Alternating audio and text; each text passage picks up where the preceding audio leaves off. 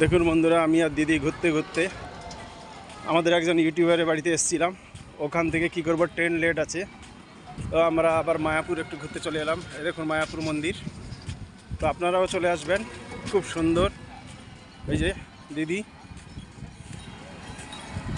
আপনারা চলে আসবেন। দেখুন মায়াপুরের মন্দিরটা দেখুন কি সুন্দর। ঠিক আছে বন্ধুরা, সাথে থাকুন, সঙ্গে থাকুন। বন্ধুরা মায়াপুরে ঢুকে গেছি। এই দেখুন দিদি আগে যাচ্ছে।